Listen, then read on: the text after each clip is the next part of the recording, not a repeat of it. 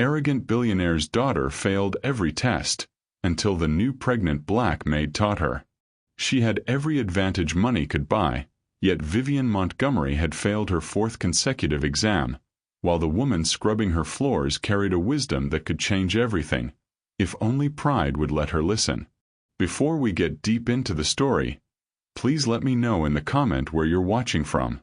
Hit subscribe if you're hooked in and ready to enjoy the story, because tomorrow, I have another beautiful story to share with you and I don't want you to miss it for anything. The crystal chandelier in the Montgomery mansion cast fractured rainbows across the mahogany study as Vivian Montgomery crumpled another failed calculus exam into a ball.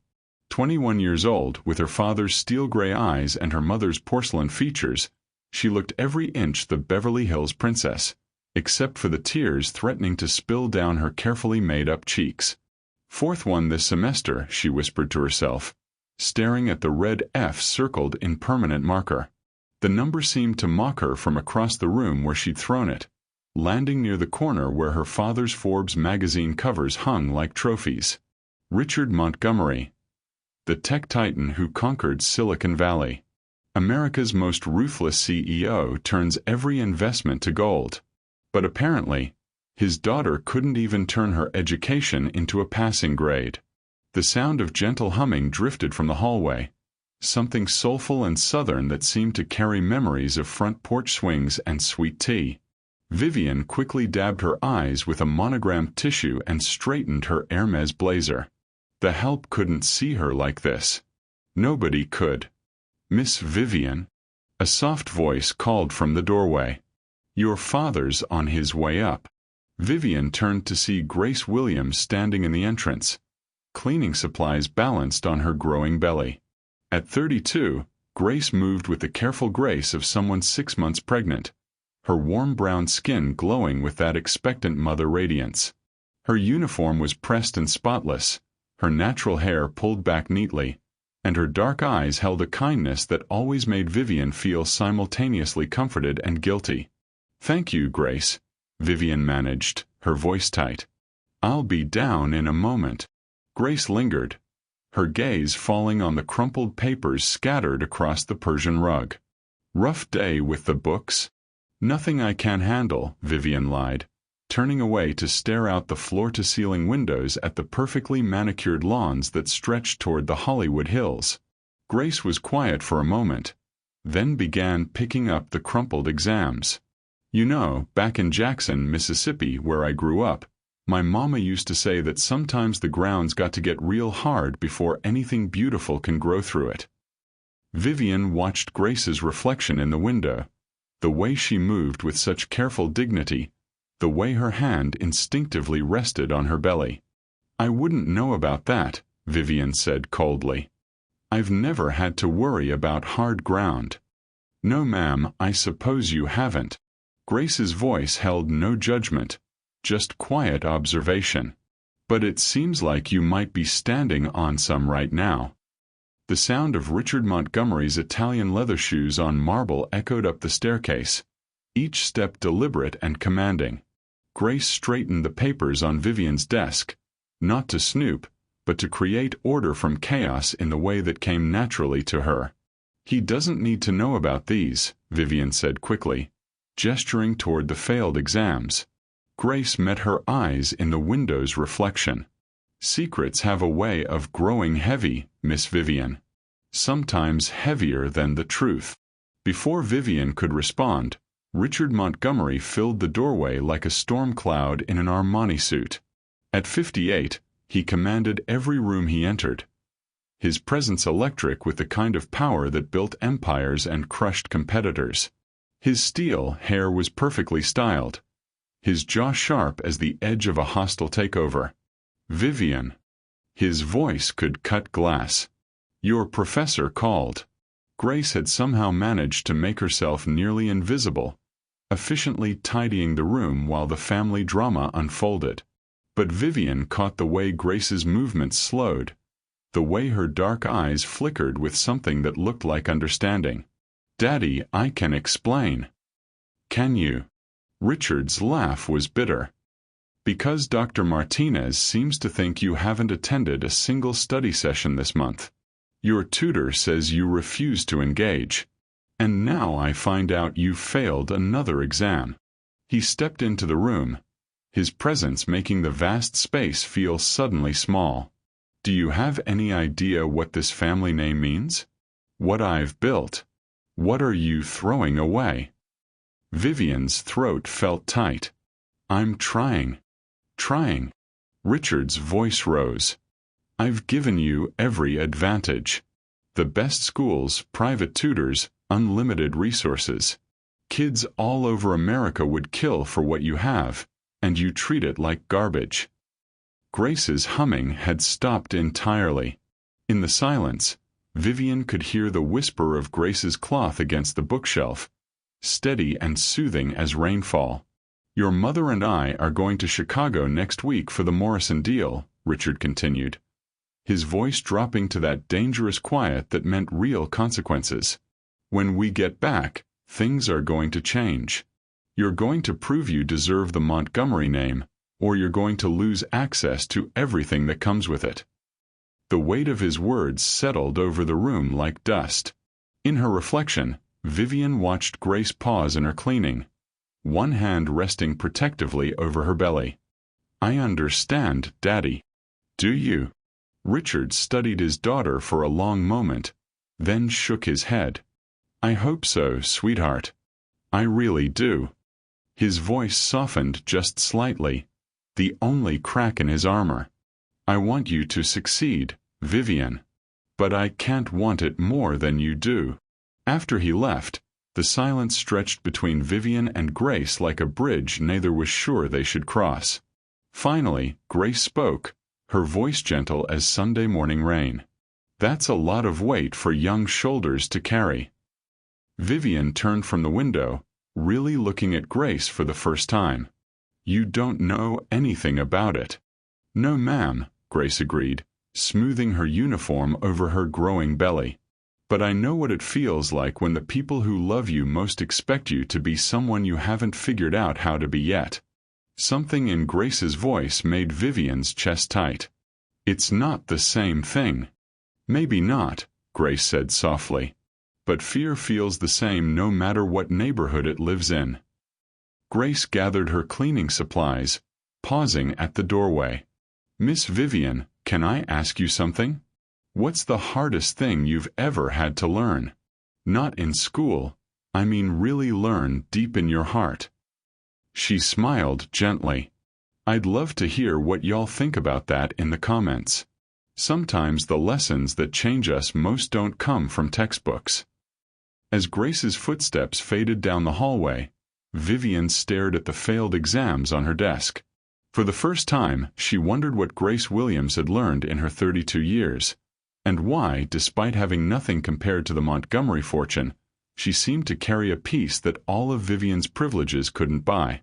Outside the window, the California sun was setting behind the Hollywood hills, painting the sky the color of hope and sorrow mixed together. Tomorrow, her parents would leave for Chicago, and Vivian would be alone in this massive house with only Grace for company. She didn't know it yet, but that would change everything. The morning after her parents left for Chicago, Vivian found herself staring at another failed quiz, this time in organic chemistry. The red ink seemed to blur as she sat in the mansion's vast kitchen, surrounded by granite countertops that cost more than most people's cars and a silence so complete it felt like judgment. Grace appeared in the doorway at exactly 7:30, the same time she arrived every morning, moving with that careful grace that came with carrying new life.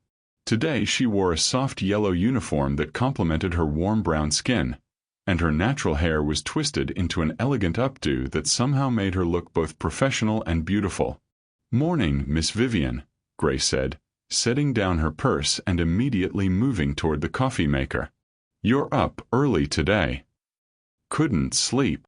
Vivian's voice was flat, defeated. She pushed the quiz across the marble island toward Grace without thinking. "Want to see what $40,000 a semester in tutoring gets you?" Grace glanced at the paper, then at Vivian's face. "Organic chemistry." That's a hard one. Everything's hard for me. The admission slipped out before Vivian could stop it, raw and vulnerable. I don't know why. Everyone else makes it look so easy. Grace poured coffee into 2 mugs. Fine bone china for Vivian, a simple ceramic one for herself. Mind if I sit for a minute? Baby's making my back ache something fierce today. Vivian gestured to the bar stool across from her, surprised when Grace actually took it. The help never sat at the kitchen island. But Grace settled herself carefully, both hands cradling her coffee like a prayer. What's this question asking you? Grace pointed to a problem circled in red. Molecular bonding structures. How different elements connect to form compounds. Vivian's voice carried the exhaustion of someone who'd memorized the words without understanding the meaning. Grace studied the page, her dark eyes moving slowly across the chemical formulas. Like how hydrogen and oxygen come together to make water? Yeah, but it's more complicated than that. There are different types of bonds. Ionic, covalent, metallic. The electrons move in specific patterns and you have to predict how they'll behave based on. Vivian trailed off, watching Grace's face. I'm boring you. No, you're not. Grace's voice was soft, thoughtful. I'm thinking about what you just said. About electrons moving in patterns, finding their way to where they belong. She took a sip of coffee. Sounds kind of like people, doesn't it? Vivian blinked. What do you mean? Well, Grace shifted slightly, her hand resting on her belly. Atoms want to be stable, right? That's why they bond. They're looking for something that makes them complete. Sometimes a sodium atom finds a chlorine atom, and boom, table salt. 2 things that are dangerous on their own, but together they make something essential. Something flickered in Vivian's chest, a recognition she couldn't quite name. I never thought of it like that. My grandmother used to say that learning was like cooking, Grace continued, her voice taking on the rhythm of old wisdom. You can have all the finest ingredients in the world, but if you don't understand how they work together, all you get is expensive garbage. She smiled. But when you understand the why behind the what, that's when the magic happens. Vivian stared at the quiz with new eyes. The why behind the what. Grace pointed to another problem. What's this one asking? Protein folding. How amino acids arrange themselves into 3-dimensional structures that determine the protein's function. Vivian's voice was still mechanical, reciting rather than understanding. Grace was quiet for a moment, her fingers tracing patterns on the countertop. When I was pregnant with my first baby, she paused, something flickering across her face. Well, that was a long time ago. But I remember learning about how babies develop in the womb. How one cell becomes 2, becomes 4, becomes this perfect little person. Each cell knows exactly where it belongs, what it's supposed to become. Heart cells, brain cells, lung cells, all from the same beginning, but each one folding into its purpose. You had another baby? Vivian asked softly. Grace's hand stilled on her belly. A daughter. She would have been about your age now. The words hung in the air like morning mist. Car accident when she was 3. Drunk driver ran a red light in downtown Jackson. The kitchen fell silent except for the whisper of the air conditioning and the distant hum of Beverly Hills traffic. Vivian felt something crack open in her chest. Not breaking, but opening, like a flower finding sunlight. Grace, I'm so sorry. Thank you, baby. Grace's voice was steady, but her eyes held depths of grief and grace that Vivian had never noticed before. That little girl taught me more in 3 years than I'd learned in all the years before. Taught me that love doesn't care about your circumstances. It just grows where it's planted. Vivian looked down at the quiz, then back at Grace. Is that why this baby? This baby is a gift, Grace said firmly, protectively. A second chance at the kind of love that changes everything. She met Vivian's eyes. Sometimes the most important lessons come wrapped up in the most unexpected packages. Like protein folding, Vivian whispered. Like protein folding. Grace smiled, and for the first time, it reached her eyes completely. Each piece finding its place, creating something beautiful and necessary. Vivian picked up her pen, looking at the quiz with new understanding. The amino acids don't just randomly connect. They're seeking stability, finding the arrangement that makes them strongest. Now you're getting somewhere. Grace's voice carried the warm approval of a teacher watching a student's breakthrough. What happens when they fold wrong? Disease. Dysfunction. The protein can't do what it's designed for. Vivian paused, the metaphor settling into her bones. Like people who never find their proper place. Or, Grace said gently, like people who think their place has to be what everyone else expects, instead of what they're actually designed for. The words hit Vivian like a physical thing, knocking the breath from her lungs. She stared at Grace, really stared, seeing not just the maid, not just the help, but a woman who understood the deepest language of learning, connection. Grace. Vivian's voice came out smaller than she intended. Could you help me understand? Not just the chemistry, but the why behind the what. Grace was quiet for so long that Vivian wondered if she'd overstepped some invisible boundary. Then Grace reached across the marble island and covered Vivian's hand with her own, the first time they'd ever touched. Grace's skin was warm, calloused from work, gentle as a mother's touch. Honey, Grace said softly, I thought you'd never ask. In that moment something fundamental shifted between them. The kitchen felt different. Not smaller, but more intimate. The morning light streaming through the floor-to-ceiling windows seemed warmer. And for the first time since she could remember, Vivian felt the stirring of something that might have been hope. Outside, Beverly Hills continued its relentless pursuit of perfection, but inside the Montgomery mansion, two women from different worlds had found the beginning of something neither had expected. A bridge built from understanding, spanning the vast distances between souls. The failed quiz lay between them, but it no longer looked like failure. It looked like a beginning. The silence in the Montgomery mansion felt different without her parents' commanding presence. Vivian had spent the first day reveling in the freedom, sleeping until noon, ordering expensive takeout, ignoring her textbooks entirely. But by the third morning, the emptiness of the house seemed to echo her own hollow feelings. She found herself avoiding the study where her failed exams still sat like accusations on the mahogany desk. Instead, she wandered the halls like a ghost in designer pajamas, her bare feet silent on the Italian marble floors. Morning, Miss Vivian. Grace's voice came from the kitchen as Vivian descended the grand staircase.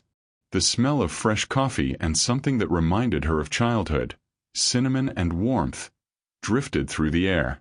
Good morning, Vivian mumbled, not meeting Grace's eyes.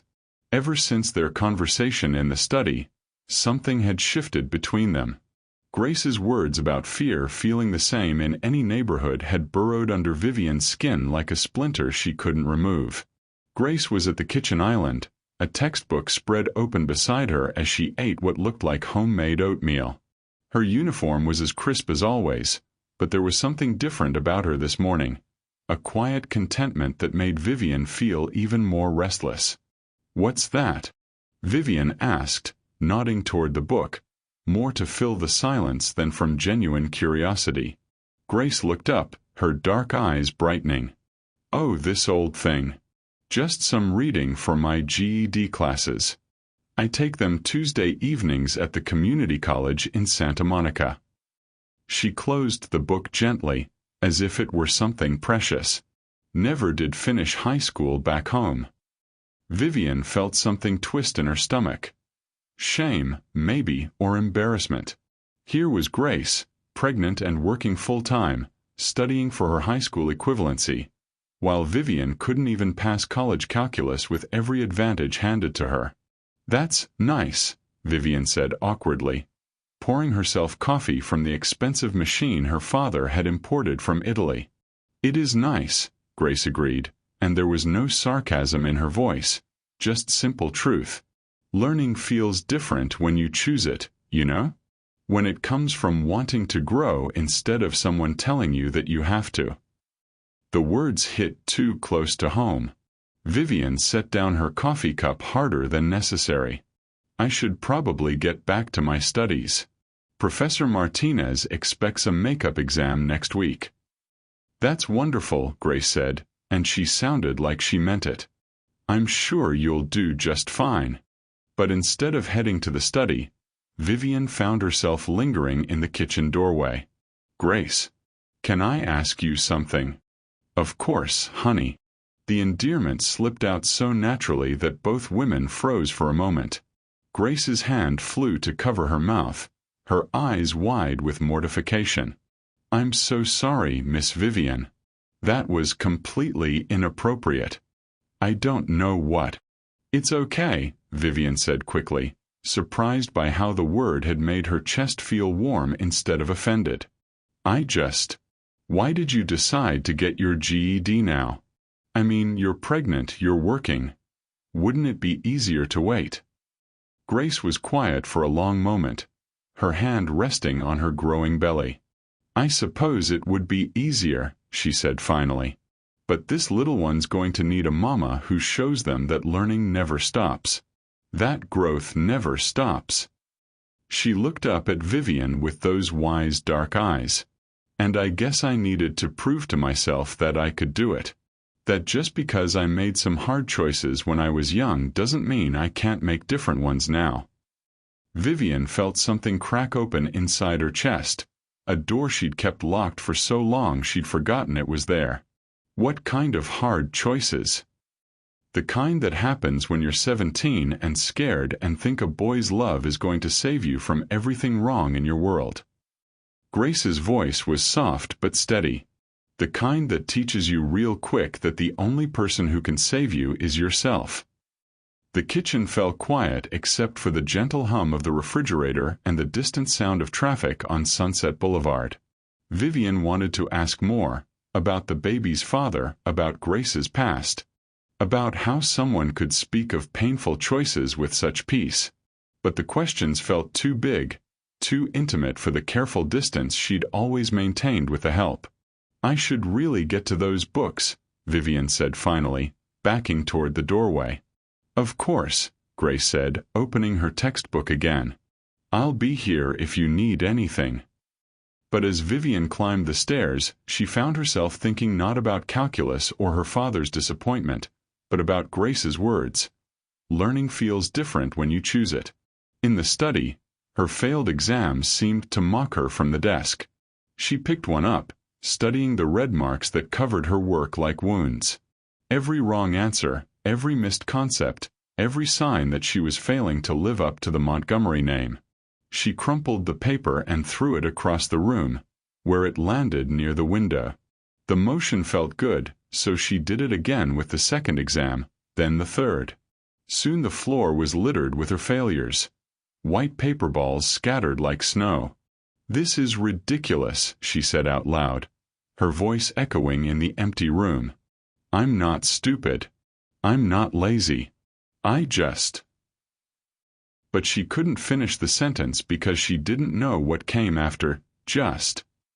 Just scared. Just lost. Just so tired of trying to be perfect that she'd stopped trying at all? The sound of Grace's humming drifted up from downstairs, that same soulful melody that seemed to carry stories of resilience and hope. Despite herself, Vivian found her feet moving toward the sound. She stopped at the top of the stairs, watching Grace move through the living room below. Even 7 months pregnant, Grace moved with purpose and grace, straightening cushions and dusting surfaces with care. But it was more than that. There was something in the way she touched things, as if she was caring for them rather than just cleaning them. "Miss Vivian?" Grace's voice floated up the stairway. "Everything all right up there?" "Fine," Vivian called back, but the word came out sharper than she'd intended. Grace appeared at the bottom of the stairs, one hand on the banister, her face tilted up with concern. "You sure?" Sounded like something fell. Just some papers. "It's nothing."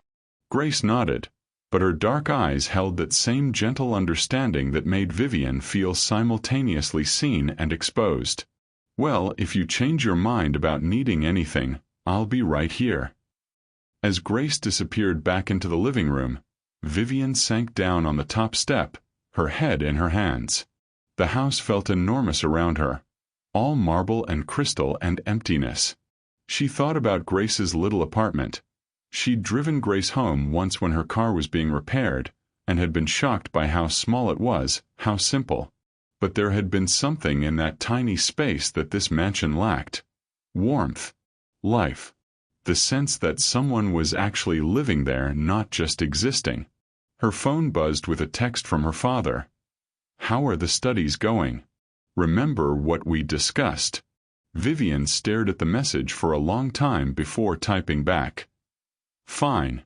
Everything's fine." But as she hit send, she realized that lying to her father was becoming as natural as breathing. And for the first time, that thought scared her more than failing another exam ever could. Downstairs, Grace's humming continued, a thread of hope weaving through the silence of the Montgomery mansion. Vivian closed her eyes and listened, wondering what it would feel like to hum like that, to carry joy and peace in your voice even when life was hard. She didn't know it yet, but she was about to find out. The next morning arrived gray and drizzling, unusual for Beverly Hills, where even the weather usually cooperated with wealth. Vivian had spent the night alternating between staring at her failed calculus exam and replaying Grace's words about fear feeling the same in every neighborhood. She found Grace in the kitchen at 7 a.m., humming that same soulful melody while preparing what looked like enough breakfast for a small army. The morning light streaming through the floor-to-ceiling windows caught the gentle curve of Grace's belly, and Vivian noticed how Grace's hand kept drifting there, protective and tender. "Morning, Miss Vivian," Grace said without turning around, somehow sensing her presence. "Your parents got off to Chicago, all right?" "Their flight left at 6. Vivian poured herself coffee from the French press, her hands shaking slightly. She'd barely slept. "Grace, can I ask you something?" "Course you can." "Why do you hum all the time?" Grace smiled, flipping what smelled like the most perfect pancakes in the world.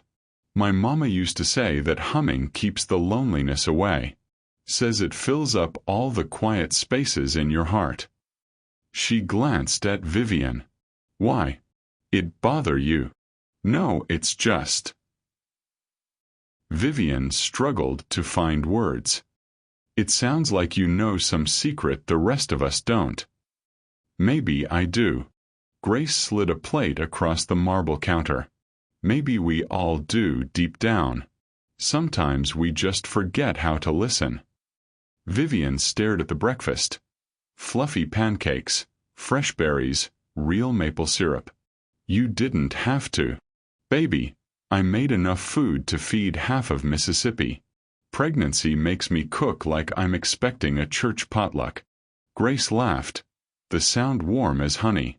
"Besides, your daddy pays me to take care of this house. That includes making sure you eat something besides coffee and anxiety." Despite herself, Vivian smiled. "Is it that obvious?" "Honey, you've been wound tighter than a $2 watch since your parents left." Grace settled across from her with her own plate, moving carefully to accommodate her growing belly. "What's got you so twisted up?" Vivian took a bite of pancakes and nearly groaned with pleasure. "These are incredible. Where did you learn to cook like this?" "Jackson, Mississippi. My grandmama's kitchen was smaller than your closet, but she could make magic happen with a cast-iron skillet and whatever was growing in the backyard. Grace's eyes went soft with memory. She taught me that food is love made visible. Said you can't cook for someone without putting a little piece of your heart on the plate. I've never cooked anything, Vivian admitted. We've always had staff for that. Never. Not even cookies with your mama when you were little. Vivian shook her head, feeling suddenly hollow. Mother was always too busy with charity galas and social obligations. And Daddy. She trailed off. And your daddy expected you to be perfect without teaching you how to get there, Grace finished gently. The observation hit so close to home that Vivian's eyes filled with tears. I don't understand why everything comes so hard to me. Other kids at USC seem to breeze through calculus, literature, everything. But I sit in those lectures and it's like everyone's speaking a foreign language. Grace was quiet for a moment, studying Vivian's face. Can I tell you something about learning? Please. Back in Jackson, I taught Sunday school for 10 years before I moved out here. Had all kinds of children, some quick as lightning, some who needed extra time, some who thought different than the rest. Grace leaned forward. The ones who struggled the most. They were usually the ones trying to learn the way someone else told them to, instead of the way their own mind worked. What do you mean? Well, take little Marcus. No, let me call him David. He was 7 years old and everybody said he couldn't learn to read. Turns out, he just couldn't learn sitting still at a desk. Soon as we let him walk around the room while he sounded out words, suddenly he was reading like he'd been doing it all his life. Vivian felt something stir in her chest. Hope, maybe. You think that's what's wrong with me? I think you've been trying so hard to be the perfect daughter that you forgot to figure out who you actually are. Grace reached across the counter and covered Vivian's hand with her own. The gesture was so unexpected, so motherly, that Vivian nearly started crying again. I don't know how to figure that out. Honey, you start by admitting you don't know everything. Takes real courage to say, I need help, when everybody expects you to have it all figured out. They sat in comfortable silence for a moment, the only sounds the gentle patter of rain against the windows and Grace's soft humming. Then Grace stood, moving toward the pantry with purpose. What are you doing? Getting ready to teach you something. Grace emerged with flour, sugar, eggs. Can't have you living in this big house not knowing how to make yourself something sweet when the world gets bitter. You want to teach me to bake? Vivian's voice was incredulous.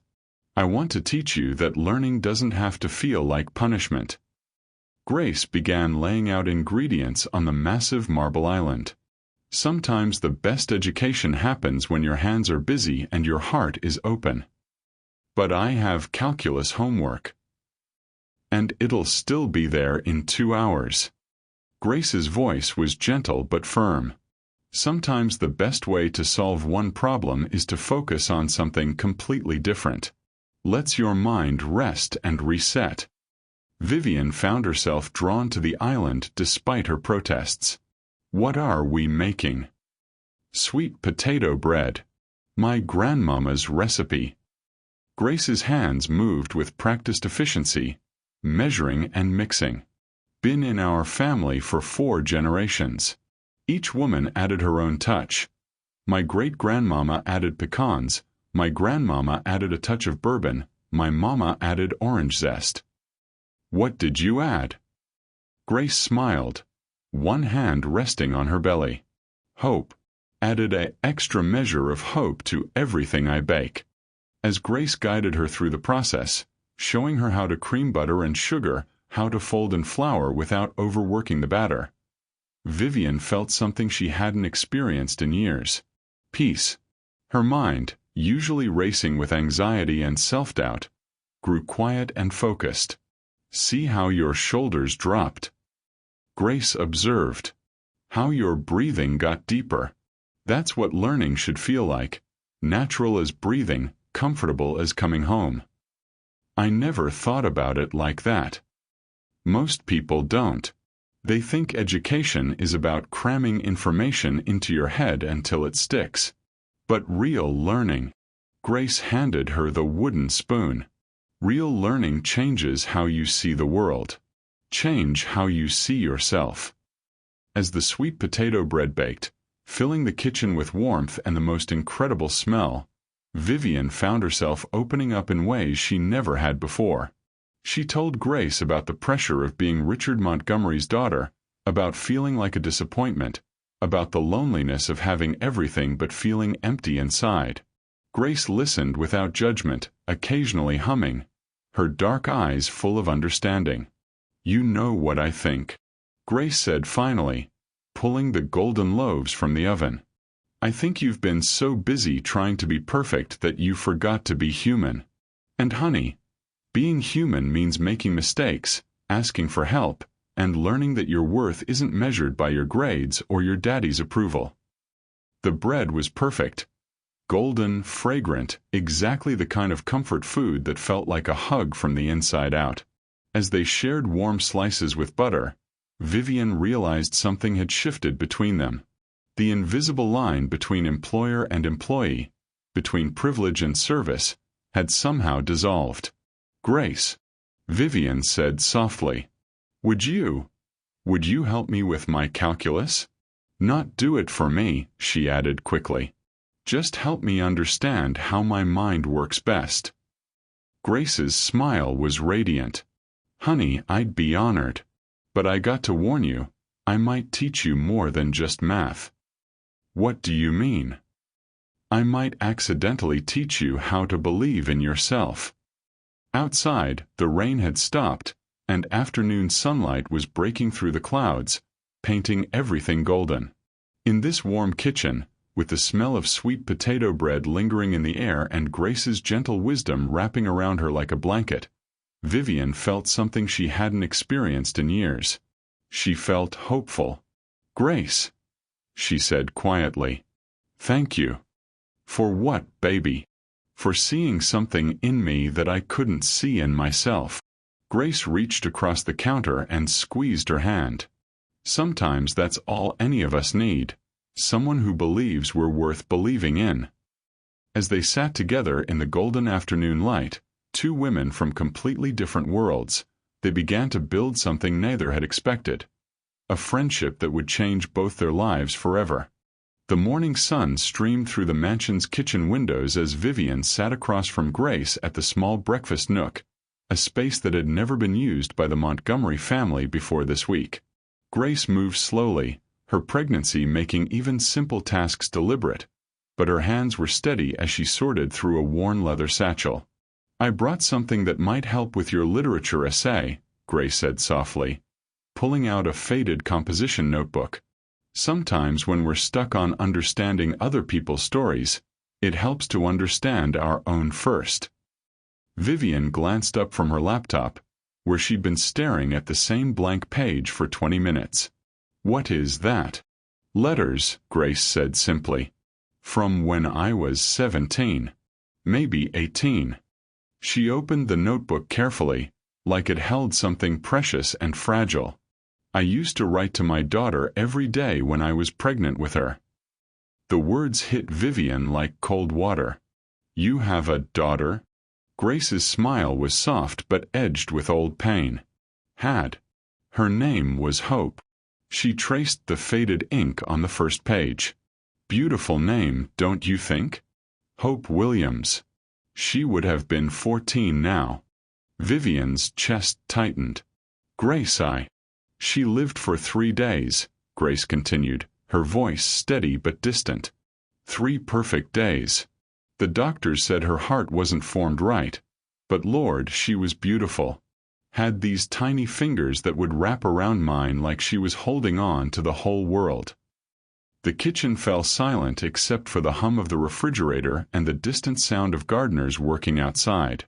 Vivian closed her laptop, suddenly feeling like her literature assignment was the smallest thing in the universe. "I was living in New Orleans then," Grace said, turning a page in the notebook. Working at a hotel downtown, trying to finish high school at night. The baby's father, she shook her head. Well, some men just aren't built for staying. Grace, you don't have to. Yes, I do. Grace's dark eyes met Vivian's. Because you're carrying around your own kind of hurt, and sometimes we need to see that we're not alone in the breaking before we can start putting ourselves back together. Grace began reading from the notebook, her voice taking on the cadence of a younger woman full of dreams. Dear Hope, today I felt you move for the first time.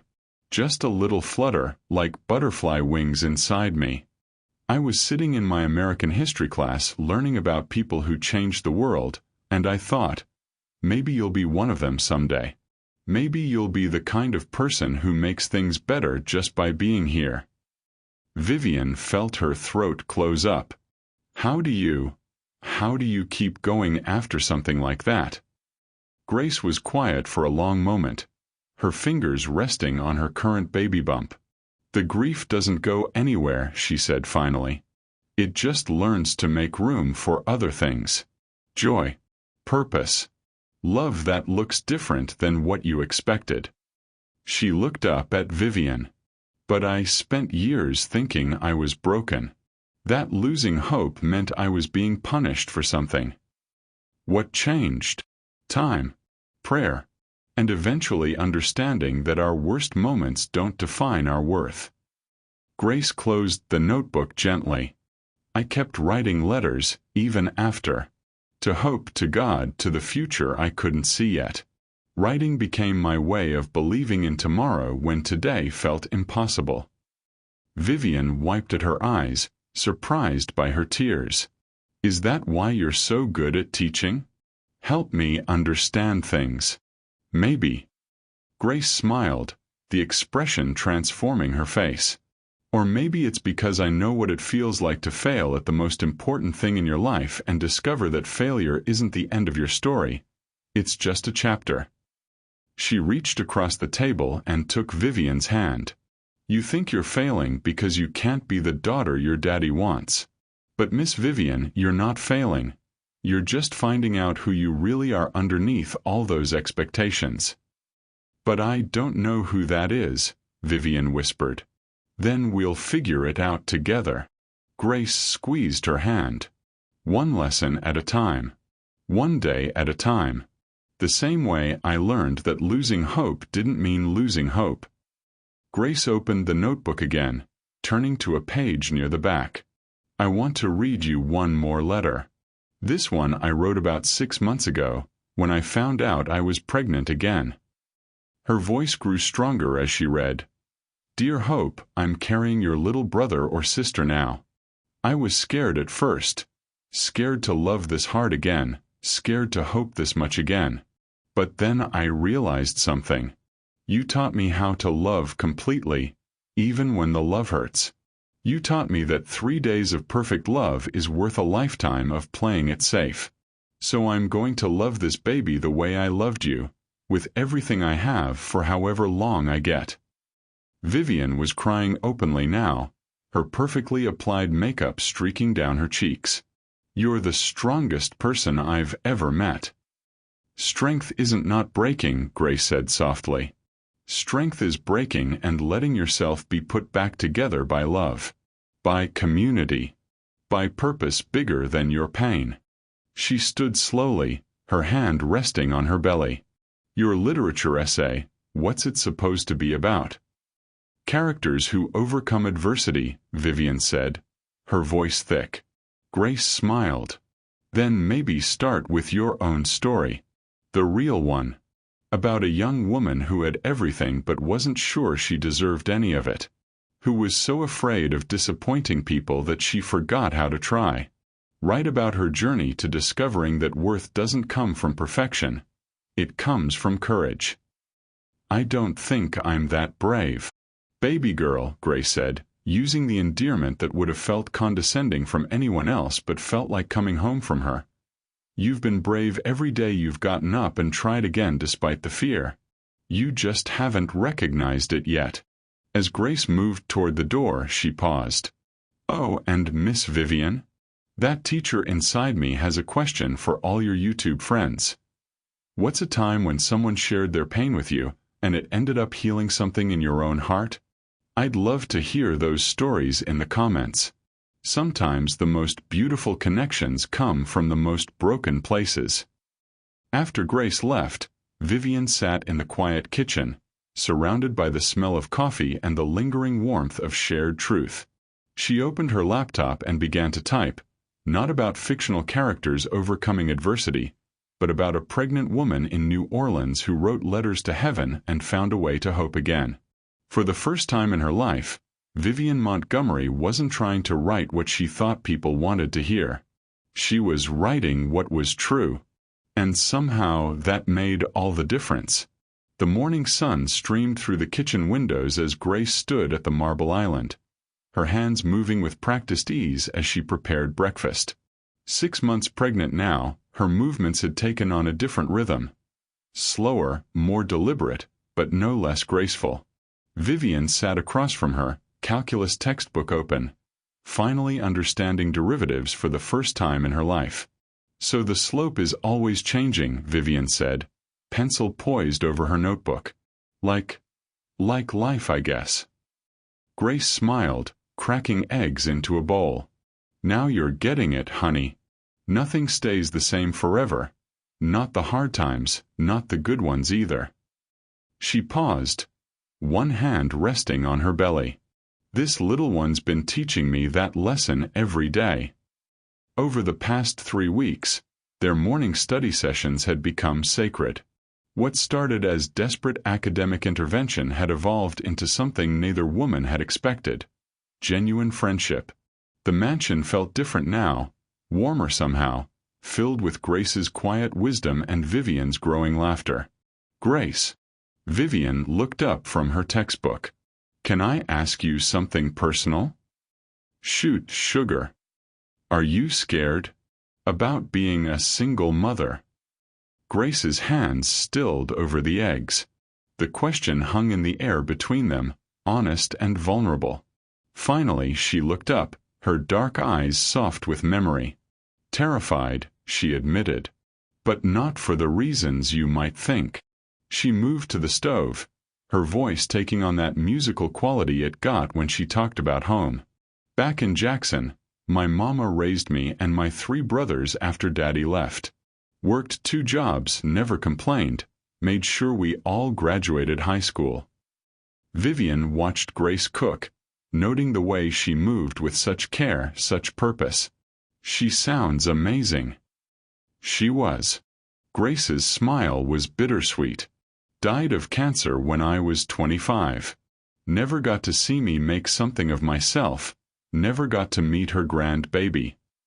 She placed a gentle hand on her belly. That's what scares me most, doing this without her wisdom, without her prayers covering us. The vulnerability in Grace's voice made Vivian's chest tight. Here was real grief, real loss, not the manufactured drama of her privileged problems. I'm sorry. I didn't know. How could you? Grace turned to face her, no accusation in her voice. We don't exactly run in the same circles. But we're here now, Vivian said quietly. In the same kitchen, figuring out calculus and life, I guess. Grace laughed, that rich, warm sound that had become Vivian's favorite part of these mornings. Lord, if my mama could see me now, teaching a billionaire's daughter math while cooking her breakfast. She'd say I was getting above my station. Would she be proud of you? The question caught Grace off guard. She studied Vivian's face, seeing genuine curiosity there, not pity or condescension. I hope so. I think about her every day, wondering what she'd say about my choices about this baby. She gestured to her belly. About staying here instead of going home to Jackson. Why did you stay? Grace was quiet for a long moment, plating the eggs with careful precision. At first, because I needed the job, I needed the insurance for the baby. But now. She met Vivian's eyes. Now I think maybe God put me here for a reason. Maybe we were both supposed to learn something." Vivian felt tears prick her eyes. "What have you learned?" "That teaching doesn't require a classroom. That wisdom can grow in the most unexpected soil." Grace's voice was soft. "That sometimes the people who need us most are the ones we least expect." They ate in comfortable silence for a while, the morning light shifting across the marble countertops. Finally, Vivian spoke. "I called my parents yesterday. Told them about my grades improving." "What did they say?" Vivian's laugh was rueful. "Daddy said he was proud but wanted to see consistency. Mama asked if I was finally applying myself." She pushed eggs around her plate. "They don't understand that it's not about applying myself differently. It's about understanding myself differently." Grace nodded. "Sometimes the hardest thing is letting people see us change. Especially family. They expect me to be perfect. The perfect daughter, the perfect heiress, the perfect everything. But I'm not perfect, Grace. I'm lost half the time, scared the other half, and pretending to be confident." "Baby girl," Grace's voice was gentle. "Perfect people don't need grace. They don't need love. They don't need each other." She reached across the table, covering Vivian's hand with her own. "Your imperfections aren't bugs in your system. They're features. They're what make you human." The simple touch, the acceptance in Grace's voice, broke something open in Vivian's chest. "How did you get so wise?" "Hard living and good loving," Grace said simply. "My mama used to say that wisdom isn't something you're born with. It's something you earn through loving people well, even when it costs you." "It's going to cost you, isn't it? Being here, helping me. People will talk." Grace was quiet for a moment, her thumb tracing circles on Vivian's hand. "Honey, people have been talking about me my whole life. Poor black girl from Mississippi. Pregnant and working as a maid in Beverly Hills? I'm already their favorite story." Her voice held no bitterness, just acceptance. "But you know what I've learned? Their stories about me aren't my story. My story is about love. Giving it, receiving it, growing it wherever I am." "I love you, Grace." The words slipped out before Vivian could stop them, honest and unguarded. Grace's eyes filled with tears. "I love you too, baby girl. More than I ever expected to love someone who isn't family." "You are family," Vivian said fiercely. "You're more family than anyone's been in years." They sat in the golden morning light, hands clasped across the marble island, two women from different worlds who had somehow found each other in the vastness of loneliness. The mansion felt alive around them, filled with possibility and hope. "Grace." Vivian's voice was small. "When the baby comes, will you stay?" Grace squeezed her hand. "We'll figure it out together, honey. One day at a time, one lesson at a time." Grace stood to clear the plates, her movement graceful despite her growing belly. "You know what's beautiful about this moment, Miss Vivian? We're both learning that love doesn't ask permission. It just shows up where it's needed most." She smiled warmly at her young friend. "I'd love to hear from y'all in the comments. When has unexpected love shown up in your life? Sometimes the most beautiful relationships come from the most unlikely places." Outside the kitchen windows, the California morning was bright with promise. Neither woman knew that in just a few hours, everything they had built together would be tested in ways they couldn't imagine. For now, there was just the warmth of friendship, the comfort of understanding, and the radical grace of two hearts that had chosen to see past surfaces to souls. The bond between them felt unbreakable. It wasn't. Beverly Hills, California. The silence in the Montgomery mansion felt different now. Not peaceful like it had been during those golden weeks of learning together, but sharp and jagged, like broken glass scattered across marble floors. 3 days had passed since Richard Montgomery's return from Chicago. 3 days since he'd discovered Grace teaching Vivian in the library. 3 days since everything had come crashing down.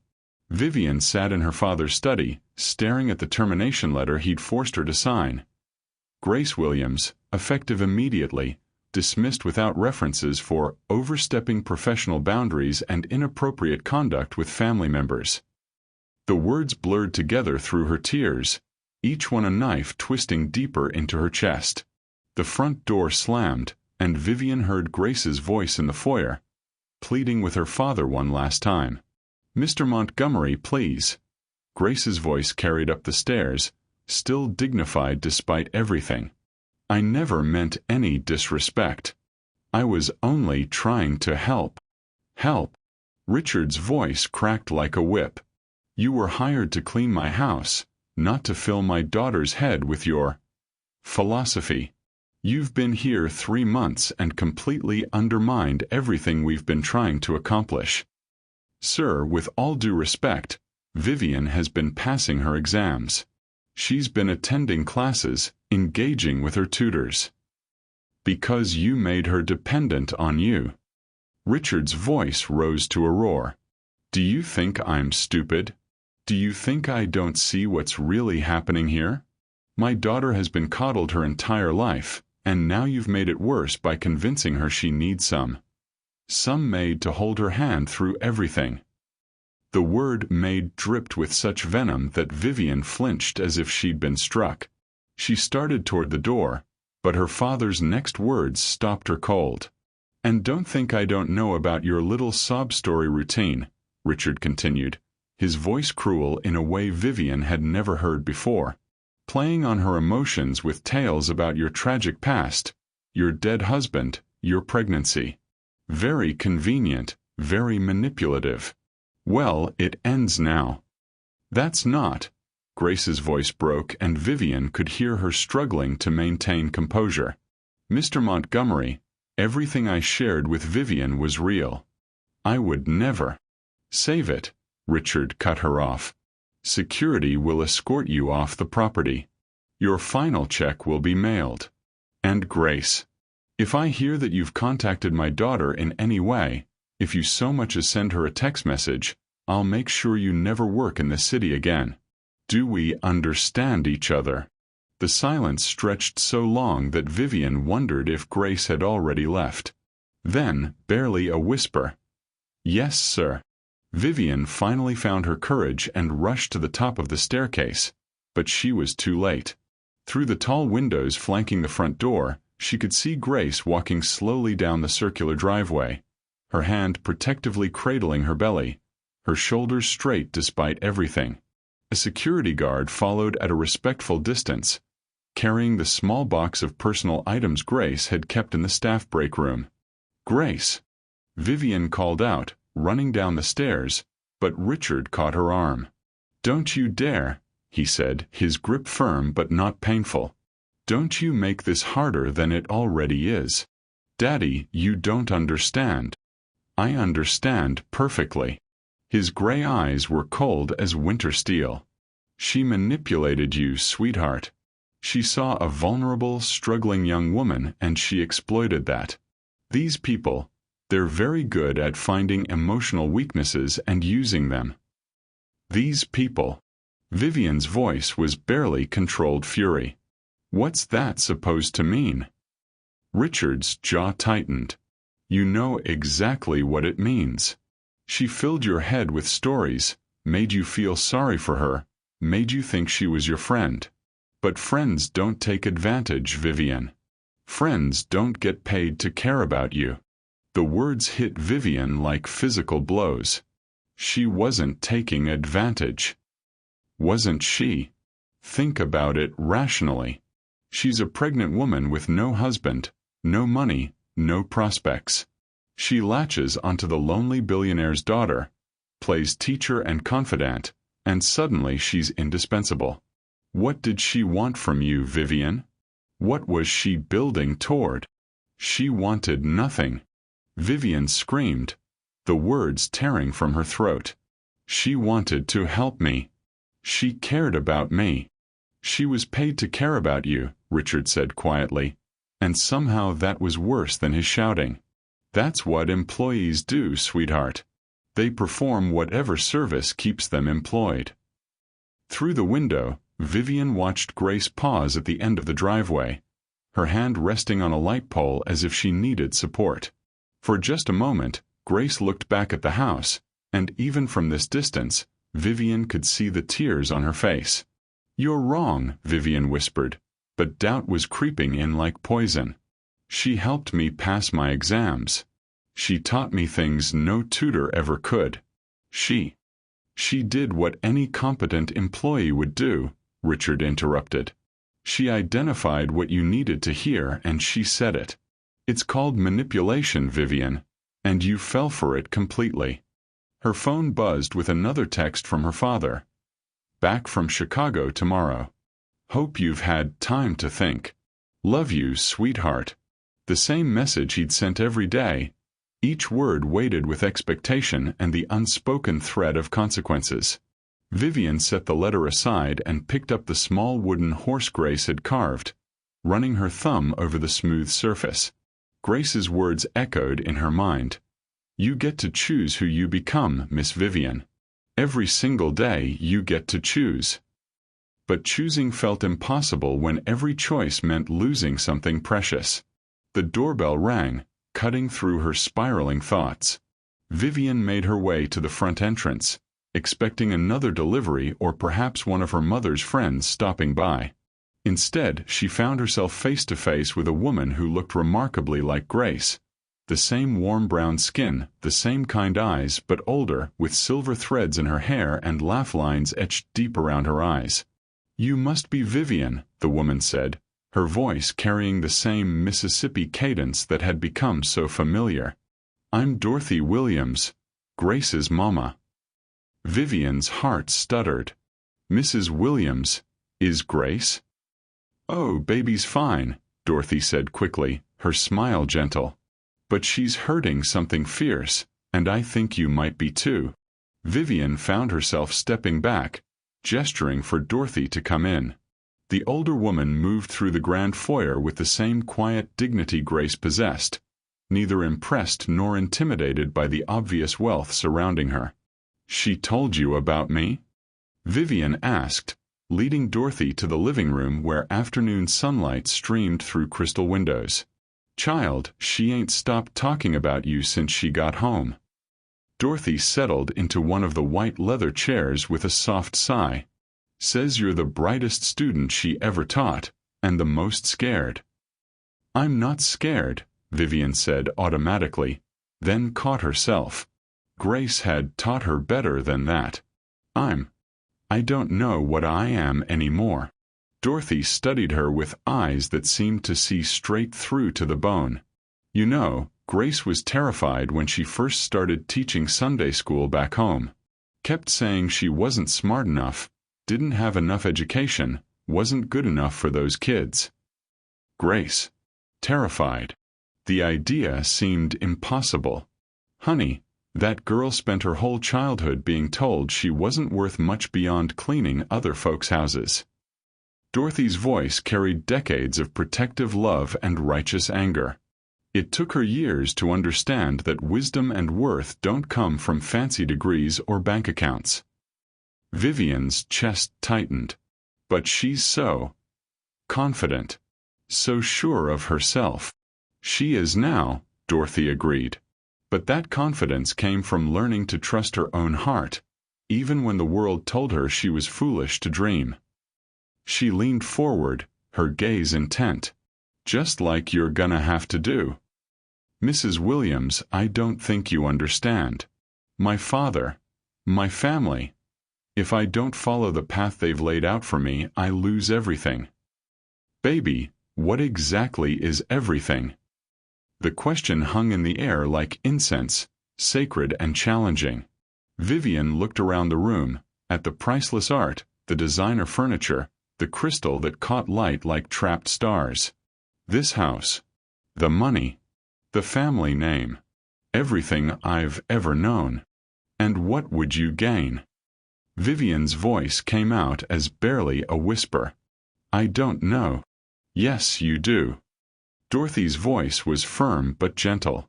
Grace told me about that little girl in her class, the one who reminds you of yourself. You know exactly what you'd gain. The memory rushed back. 8-year-old Maria, struggling with fractions, her dark eyes wide with the same fear Vivian recognized in mirrors. The moment when understanding had dawned on Maria's face, the pure joy of a child discovering she was capable of more than she'd believed. The way it had felt to be the one who helped her find that light. She also told me about this, Dorothy said, pulling a folded paper from her purse. Vivian recognized Grace's careful handwriting immediately. Asterisk, Dear Miss Vivian, I know you're scared. I know choosing feels impossible when every choice seems to cost you something precious. But baby, let me tell you what I've learned. The things that matter most, love, purpose, the ability to make a difference, those things can't be taken away by anyone. They live inside you, and they grow stronger every time you choose courage over comfort. You taught me something too these past weeks. You taught me that teaching isn't about having all the answers. It's about being brave enough to keep asking the questions, even when you're scared of what you might discover. I'm going to love this baby whether I'm rich or poor, whether I'm working in someone else's house or teaching in my own classroom. And your father's going to love you whether you become the lawyer he dreams of or the teacher your heart is calling you to be. Love doesn't come with conditions, sweetheart. Real love just is. The choice is yours, Miss Vivian. It was always yours. With all my love and faith in you, Grace asterisk. Tears blurred Vivian's vision as she finished reading. She left this for me? Asked me to bring it when the time felt right, Dorothy said. And when I saw that acceptance letter in your hand through the window, I figured the time was now. Vivian looked down at the Stanford letter, then back at Grace's note. How did you? Dorothy smiled. Honey, I raised 5 children and helped raise about 50 more. I know what hope looks like, and I know what fear looks like too. You're carrying both. They sat in comfortable silence for a moment, the afternoon light shifting across the room like a blessing.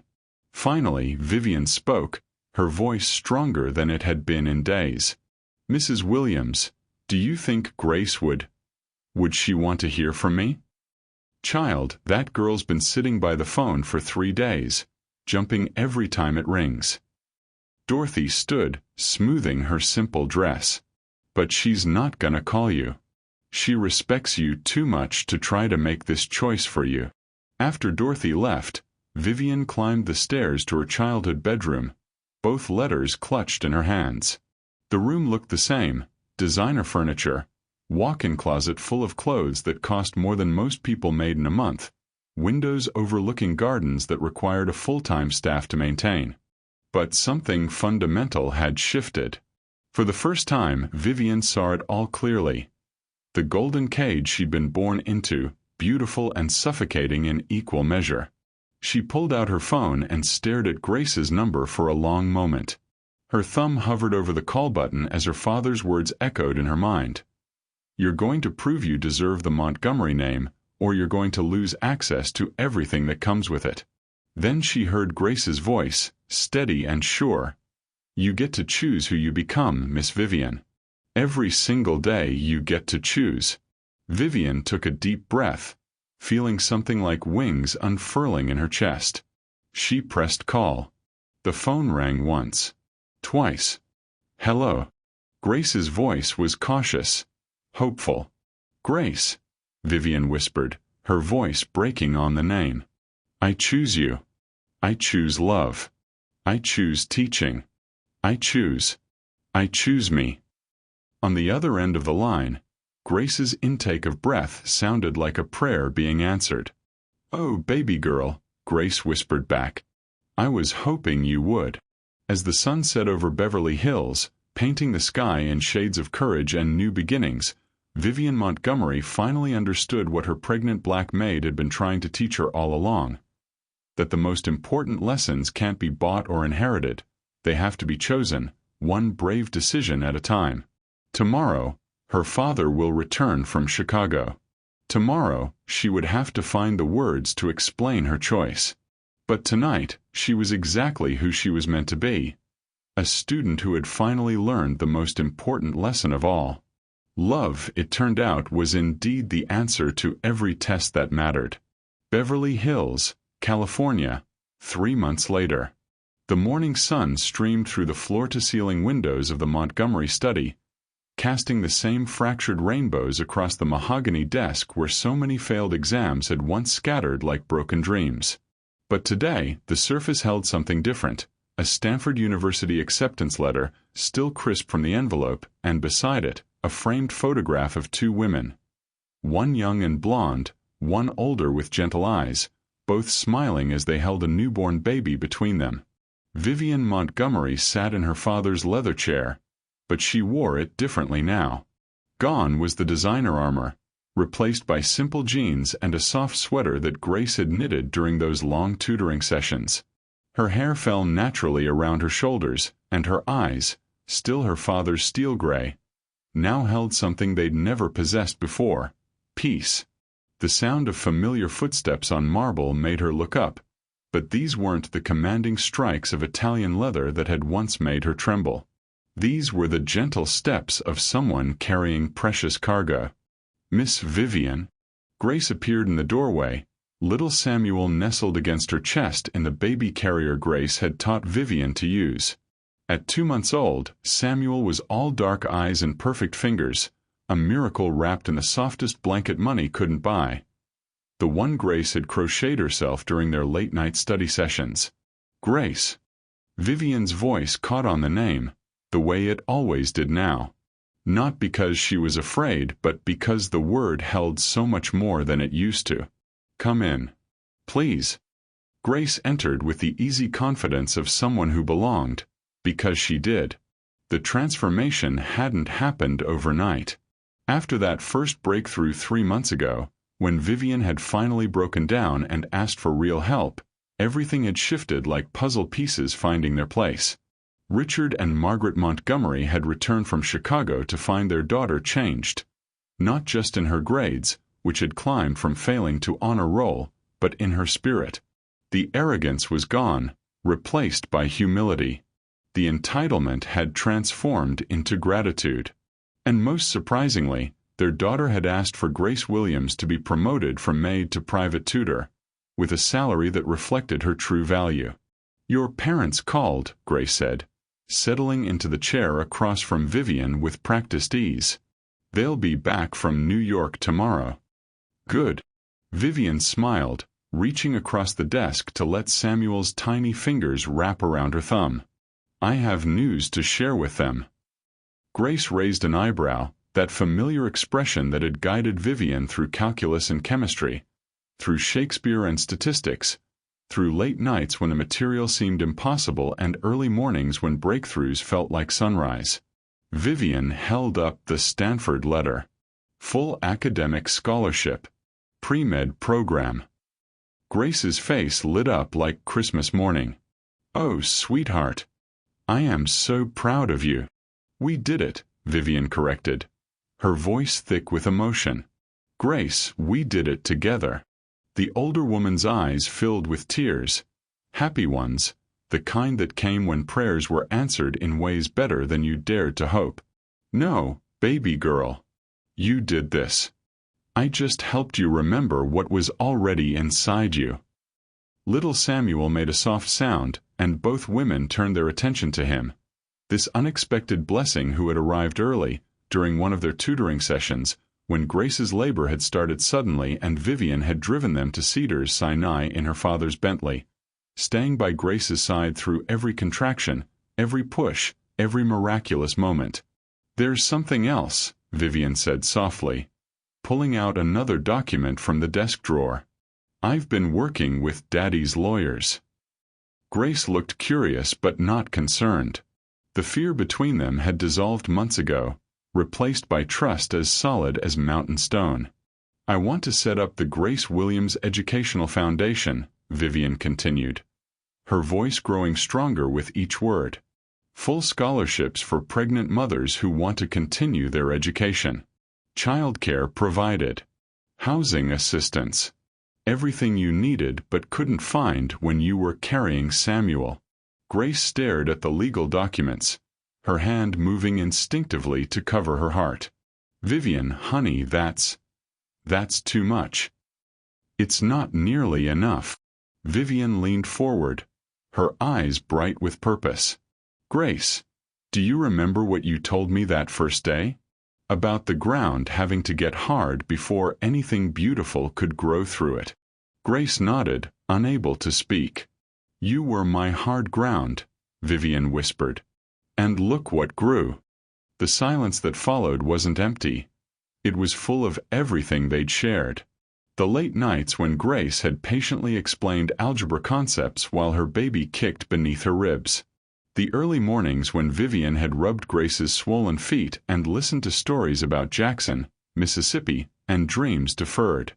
The afternoon when Vivian had felt Samuel's first kick and cried because she'd never experienced anything so miraculous. The evening when Grace had finally shared the story of Samuel's father, a man who'd left when he learned about the pregnancy, too young and scared to stay, and Vivian had held her while she grieved. There's one more thing, Vivian said, pulling out the final document. I want you to be Samuel's godmother, officially. Legal papers and everything. Grace laughed through her tears. Sweetheart, I think you mean you want to be Samuel's godmother. No. Vivian shook her head, smiling through her own tears. I want us to be family. Real family. The kind that chooses each other. Grace stood slowly, Samuel still nestled against her chest, and walked around the desk. Vivian rose to meet her, and for a moment they just looked at each other. The billionaire's daughter who had learned that wealth meant nothing without wisdom, and the maid who had discovered that teaching was her calling, not her consolation prize. Then Grace reached out and pulled Vivian into a hug that erased every boundary that had ever existed between them. My beautiful girl, Grace whispered against Vivian's hair. My brilliant, beautiful girl. My teacher, Vivian whispered back. My friend. My family. Samuel gurgled between them, as if sealing the promise with his blessing. When they finally pulled apart, Grace wiped her eyes with the back of her hand and laughed. Lord have mercy. Look at us crying like babies. Samuel's going to think his mama and his godmother have lost their minds. Maybe we have, Vivian said, grinning. The best kind of lost. Grace picked up the Stanford acceptance letter, holding it like the treasure it was. So when do you start? Fall semester. But I'll be back every holiday, every break. And summers I want to help run the foundation. Learn from you how to really teach, how to really help people. And I'll be right here, Grace promised, watching you change the world one student at a time. Through the window, the California sun climbed higher, painting everything in golden light. The same chandelier that had once cast fractured rainbows now seemed to gather all the colors together into something whole and beautiful. Grace. Vivian's voice was soft. Can I ask you something? Always. What did you see in me that I couldn't see in myself? Grace shifted Samuel to her other arm, considering the question with the same care she'd brought to every lesson. The same thing I hope you see in Samuel when he grows up. The same thing I wish someone had seen in me when I was young and scared and failing. She paused, her dark eyes warm with love. I saw your heart, Vivian. Underneath all that armor, I saw a heart that was just waiting for permission to be kind. Grace smiled, that radiant expression that had become Vivian's compass. Speaking of hearts, I'm curious what y'all think. What's the most important lesson someone ever taught you without realizing they were teaching it? Sometimes the biggest changes in our lives come from the smallest moments of kindness. Share your stories in the comments. I'd love to hear how love found you when you least expected it. As if summoned by their conversation, the sound of car doors closing echoed from the circular driveway. Richard and Margaret Montgomery were home early, and Vivian felt the familiar flutter of nerves. But this time it was excitement, not fear. Ready to show them who you really are? Grace asked. Vivian looked around the study one last time, at the acceptance letter, at the foundation documents, at the photograph of the three of them together. Then she looked at Grace, this woman who had taught her that the most profound education happened when hearts connected across every artificial divide. "I'm ready," she said, and meant it completely. They walked toward the door together, the former maid who had discovered she was born to teach, the former princess who had learned she was meant to serve, and the baby who would grow up knowing that family wasn't about blood or money, but about love that chose to stay even when staying was hard. Behind them, the morning light continued to pour through the windows, and somewhere in the distance, the sound of gentle humming drifted through the halls, something soulful and southern that carried memories of front porch swings and sweet tea, but now also carried promises of Stanford University and scholarship foundations and a little boy who would grow up knowing that the most important lessons in life couldn't be bought, only given freely from one heart to another. The Montgomery mansion had seen many changes over the years, but none more beautiful than this, the day it became a home where love was the only currency that mattered, and where every person was valued not for what they owned, but for who they chose to become. And in the study where it all began, the failed exams were long gone, replaced by acceptance letters and family photographs and the kind of dreams that money couldn't buy but love had made possible. The ground had been hard, just like Grace's mama had said. But oh, how beautiful the flowers that had grown through it. Thanks for sticking with this story till the very end. But trust me, you haven't seen anything yet. The next story is crazier, more shocking, and will blow your mind. Click the image on your screen now and dive right in. And don't forget to hit that subscribe button so you never miss a single twist.